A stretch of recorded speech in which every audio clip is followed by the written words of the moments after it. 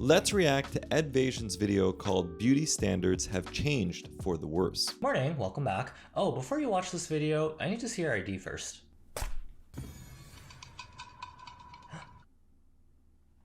I mean, I love your confidence. Remember, always get to feel confident. You can never be too sure with all this Photoshop going around. But if you're like me, you might have a lot of doubts about what someone looks like online. Is that your real face? Do you partake in mewing? Are your parents' names A and I? There are now mixed race people who are half human, half filter. Now there's also like AI, just avatars. I saw that TikTok was rolling that out recently where, if you're a company, you can hire or like buy, I guess, like an AI avatar that can do like UGC type content. And that's kind of scary. It might be hard one day to determine if someone's real or not. And then, of course, you have these, like he's saying, these blended types of faces where they're using filters and they're heavily modified. Maybe that's makeup, maybe it's plastic surgery, but it could also just be a digital filter. How we're able to pop into a clinic during lunch and come out as a new sim character. I'm starting to wonder, have we gone too far with the looks maxing? To the point where our faces have strayed too far from the original plot. Keep in mind that modifications that lead to more long-lasting effects and results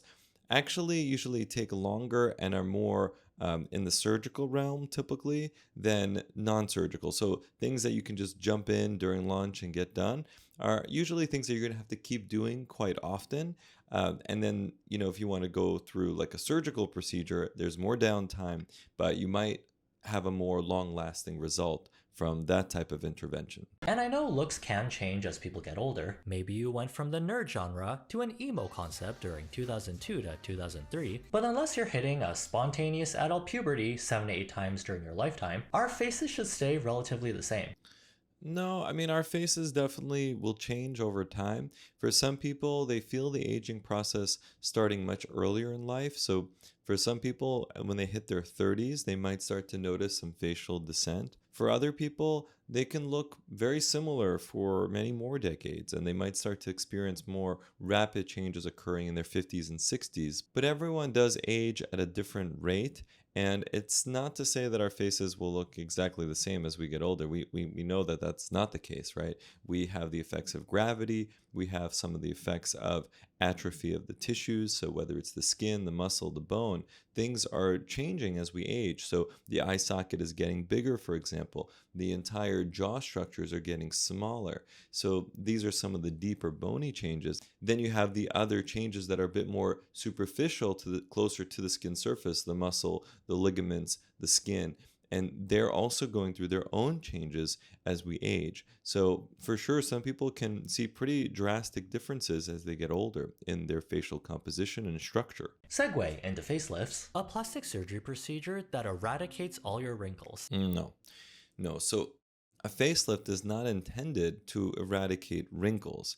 A facelift is meant to exactly what it sounds like. It lifts the tissues and repositions them into a more youthful state, at least ideally, right? We know that some people look a little artificial and fake, but if it's done properly, that's its intended purpose, right? To reposition into a more youthful state. It's not to smooth out all the wrinkles. Things on the surface of the skin, like actual fine lines and wrinkles, are best addressed with other treatments like chemical peels, and we have a whole video on chemical peels, also laser resurfacing. Also things like Botox can help with some of those superficial wrinkles. But contrary to what he's saying here, facelifting is not for all those fine lines and wrinkles on the skin surface. I need to know what inspired the first person to do it, like the first person that milked the cow. We're not talking about the viral botched facelifts that we've seen on TikTok by Dr. Kim. The Chinese surgeon with a Korean last name, who's famous in America, with training from Seoul We did a reaction on that as well.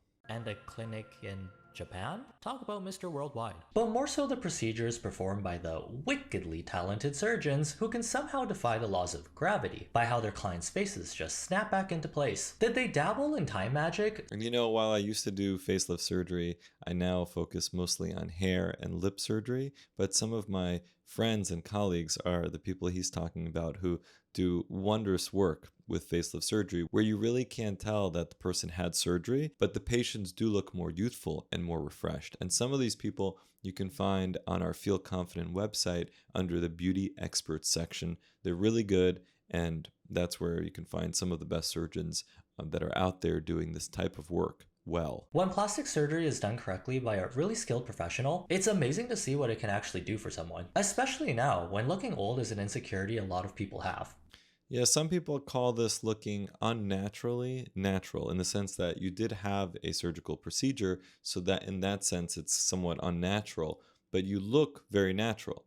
So that is the era that we're in, and some might argue that there's a problem with that and that they still think that's wrong, that people shouldn't be getting elective cosmetic surgery. But if people go into it with the right expectations and understanding the pros and the cons of what it can and cannot do for them, they can actually come out looking and feeling quite great. Society, man. Aging is a blessing and we should embrace it. But come on, who wouldn't want to open up a fresh save file with a new character, now with pretty privilege? You know a facelift was properly done when the patient looks more or less the same. They now look like the 8 hours of sleep every single night for 40 years version of themselves. Although, I have this really funny picture in my head. Unless a 70-year-old senior citizen gets work done on their entire body, I'm just imagining a frail 4-foot grandma showing up to bingo night in her Skechers windbreaker combo with a yassified, bold glamour face. It's true that you can't just look at the face in isolation. You need to consider the entire body. You need to also consider just the overall well-being of the person. He's right in that if the person looks quite frail, and then they come in with this like snatched face, something is missing there. Something is out of sync, right? So there's something that doesn't feel like it's cohesive. And that I think is a really good important point. And the same goes for, when you're just isolating, like let's say I'm working on the face and I'm just looking at how to design a hairline. The hairline that we pick needs to fit with the rest of the person. So let's say they're in their 60s or 70s, putting their hairline too low or like creating these very prominent temple peaks, for example, can look rather odd. Same goes for the lips. If it's an older person and they have overall kind of signs of aging, we don't want to make their upper lip, too prominent. And so there are, of course, these considerations when you're looking at the entire face, and the same goes for looking at the entire body, because the face doesn't just exist on its own in space, right? So yeah, he brings up a good point here. Approach everything you see on social media with a grain of salt. Sometimes pictures can be faked. Well, technically anything can be. This one here had me confused. We just released a video about a very sus result from a clinic in Turkey. Make sure to check that one out. The change was so drastic. This picture came from a clinic in Turkey and it's this same clinic. This was a different result, but there was a male result that was just recently posted. And so I did a in-depth analysis about the facial changes, and does it look like it's something that could be done surgically, or perhaps it was a different person.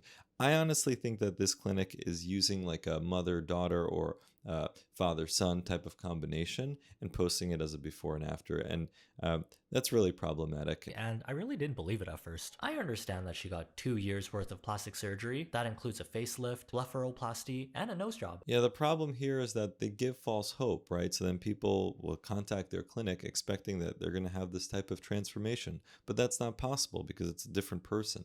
And so therein lies the problem with some of these online results. And as the competition heats up and people have these potential financial gains, of gaining patients and gaining fame and popularity, there is sometimes this tendency that certain places, certain people have to start to display these types of transformations that aren't even real. So it can be very problematic. So be careful. Don't get lured into a clinic or a surgeon's office based on results that aren't even real. This is clearly two different people. Just look at the eye color. But then I looked a little closer. Why would a plastic surgery clinic go through all the trouble of finding someone with a similar face structure who's also conveniently older? Seems like a lot of work for something you could easily disprove. I think the surgeon that worked on this face was just really skilled. But I do suspect them of photoshopping and face tuning the after photo to an extent. It could have just been, again, a mother-daughter combination. Could be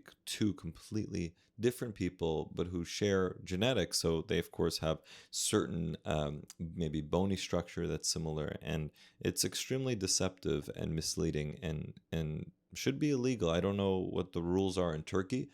Maybe they're a bit more lenient than in here. But I think if a surgeon in the US displayed something like this, they might lose their license. There's a phenomenon with celebrity ages recently, where they can look somewhere between the ages of 30 to 60 in the span of 2 years. 1 year they'll look like their age, and then in a year or two, they show up as a cosplay of themselves from 10 years ago. There was a trend of taking out your buccal fat a few years ago that swept through social media. Yeah, we released a number of videos on this buccal fat removal trend. But I have to say that one of my original videos on buccal fat removal was posted about a year before anyone was actually talking about buccal fat removal. It was just my observations about, the actual surgery and why I actually stopped performing that surgery years ago. So check out that video. It has some great insights, and I think you might find it interesting. And again, that was posted before people started really talking about this buccal fat removal trend. But now we're realizing the fat in our faces are the preservatives that keep us from aging. Because remember, along with a facelift, some people get fat transfer as well. So they're replacing some of that lost fat, whether it was lost from prior surgery or whether it was lost from something like Ozempic. They're getting the fat replaced with a fat transfer that's usually coming from their belly or their flank and is being processed and moved back into the face. Our faces are customizable to an extent. This isn't a video game where you can change your appearance as much as you want with money without any repercussions. I always wondered what happens to your government-issued IDs when you buy a new face. Like, you'd have to take the photo again, right? And all of these surgeries have real risk. And I think that what will start to surface over time as more and more people are getting these types of procedures is some of the really bad things that can happen. You know, the infections, the hematomas, the different types of scarrings that can occur. So these are not procedures that you should do lightly. I mean, even if you can afford them, even if you find a surgeon you really trust, even in the best of hands, different types of complications do occur, and that's something that isn't really talked about enough. TSA agent is going to look at your passport and think, if you're going to fake an identity, at least scam someone who looks your age. There's even instances where people weren't able to return home after getting cosmetic procedures done in another country. Yeah, it makes sense. I mean, if you're having even like a hair transplant and then you're traveling like 3-4 days later, you're going to have some degree of facial swelling potentially, especially if you had work done on the frontal scalp. And as that swelling starts to descend, it's going to distort certain facial anatomy structures, right? So as it changes that, and you have to take a picture to verify your identity, it might throw off those verification processes, right? So that's something that's true, and that's a really good point. And this person also looks like they maybe have some cheek swelling. I realized I don't look like the person in my passport photo anymore. Those eyebrows are lifted, the cheeks are swollen. I ended up having to say to them, look, I've had some plastic surgery, I had a facelift, and only then did they let me through. I suppose you want to see my passport photo.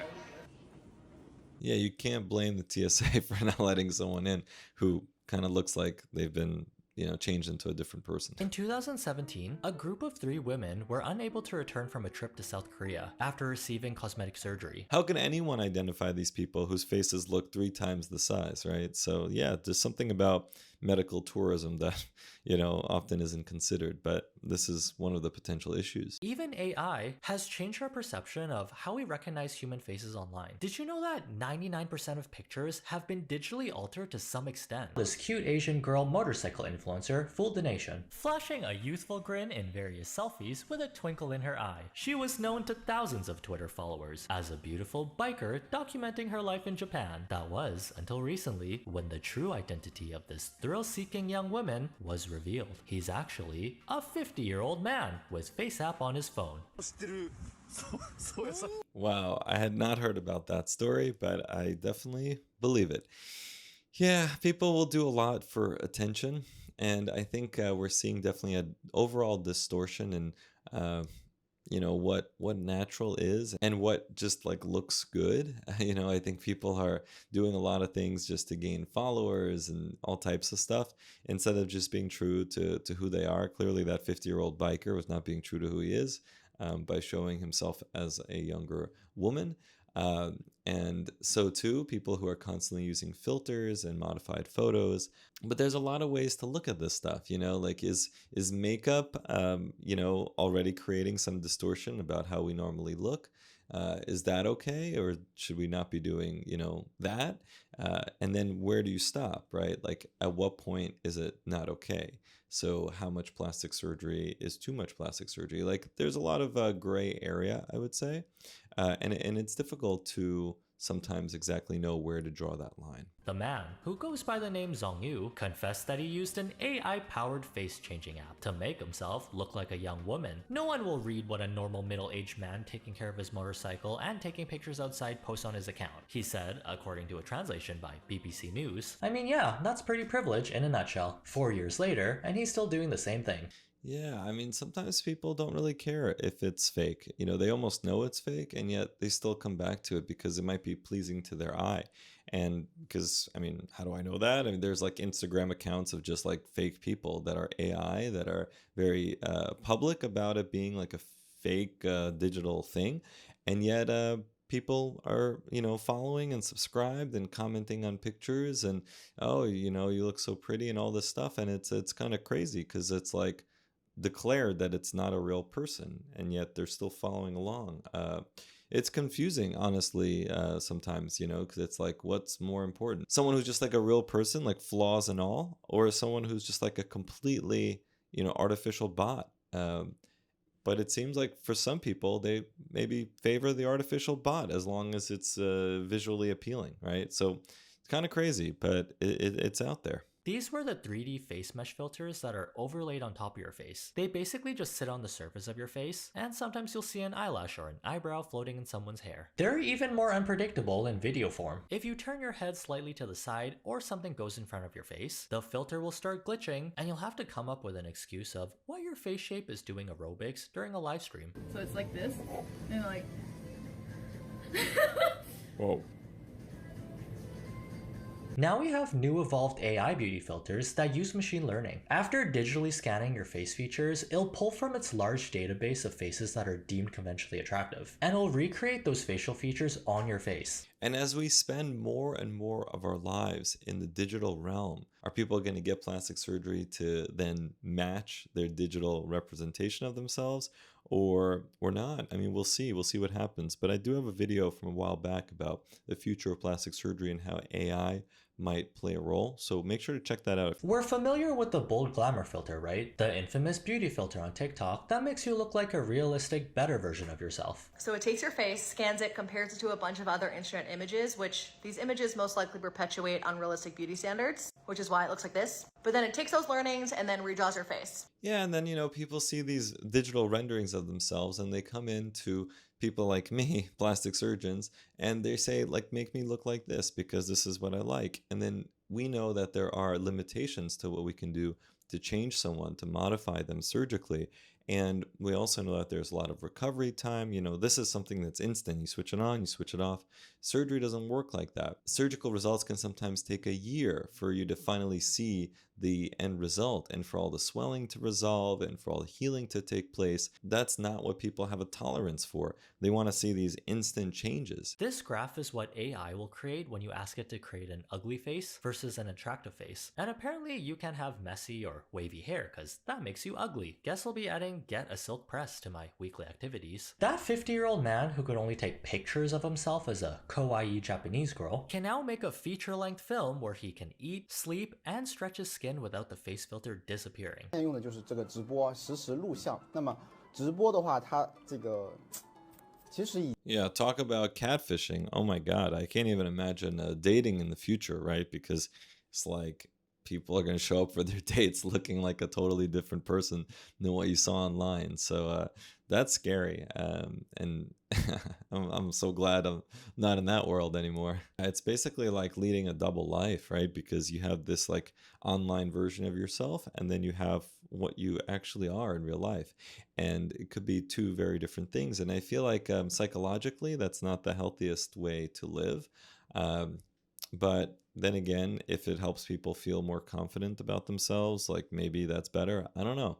Lots of interesting conversations can come out of these types of topics. And it's not just our faces we can alter, but our bodies too. We've seen those exaggerated Jaffe body proportions in Floptropica, and people replicating SpongeBob's tall, dark, and handsome legs. Yes, her body T, but being tall with anime figure limbs has its disadvantages. It's getting harder to tell if someone's real or completely AI generated.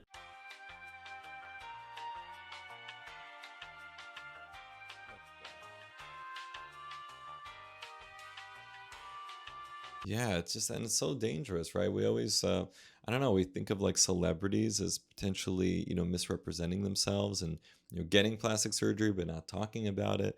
But like, this is, I would say, even worse, because anyone can be an influencer these days, meaning that they're actually influencing others to do something.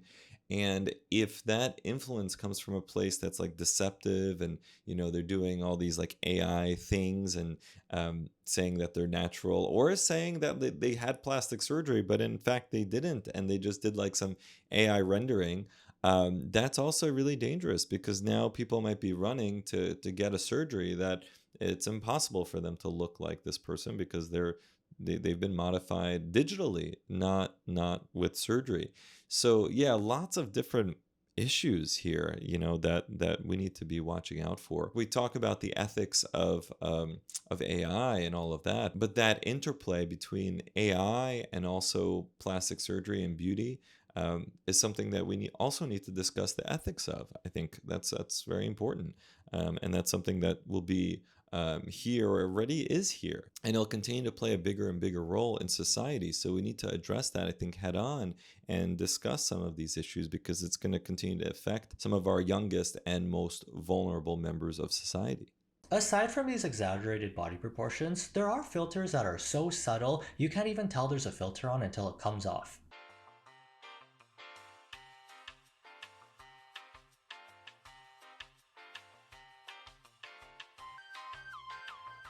And in a way, using these filters, it's going to be safer than undergoing plastic surgery for sure. And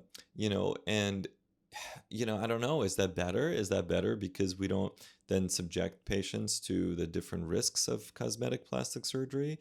And then yet give them potentially a improved feeling of self, worth and confidence, because now people are responding to them more positively, but again, in the digital world, but what about when they just walk around? But what about as we get these, like, the Google Glass and the Apple Vision and all these different, the Ray-Ban, whatever things from Meta, as we get these different glasses, and as we start to live in this blended, digital and then real world, maybe that's all we need. Maybe we just need these little filters, and then you just put these glasses on and everyone just kind of looks like, how they want to be seen by others digitally, and you can modify it from day to day, and that's a lot safer than getting plastic surgery.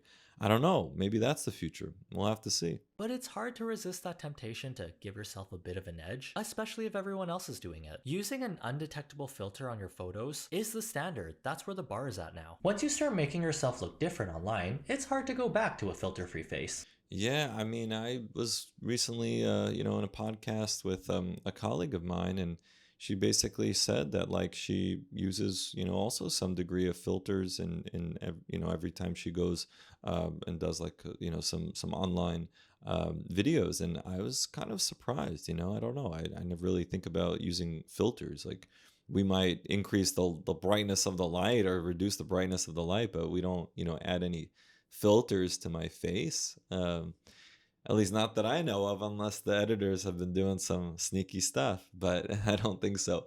Maybe we'll start seeing a movement or a trend in the future where we get so sick of people looking the exact same, it'll be in to look a little funky. Or maybe you don't care and you're happy doing a character creation screen on your own face.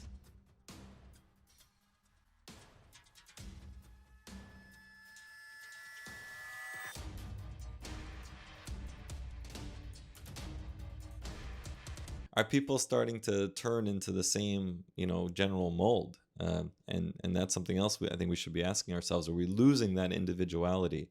And that can also be very problematic, I think, overall for society, because we really are, each and every one of us quite unique and special. And I think if you're getting plastic surgery, you should still be you, but just maybe a slightly, enhanced version, but not like have features that are totally different and that have nothing to do with your underlying anatomy. I think it should enhance some of your underlying features rather than turn you into someone completely different. But some people don't like themselves so much that they want to turn into something and someone totally different. And I don't know, I don't agree with that, but I guess for some people that's okay, So I don't know. Let me know what you guys think in the comments below. Is this something, like, where do you draw the line for what's acceptable when it comes to these types of modifications and when it comes to plastic surgery? Where is the line? When is it crossing the line to do some of these things? And where is it just fine? I want to hear from all of you guys, so make sure to add your thoughts in the comments below.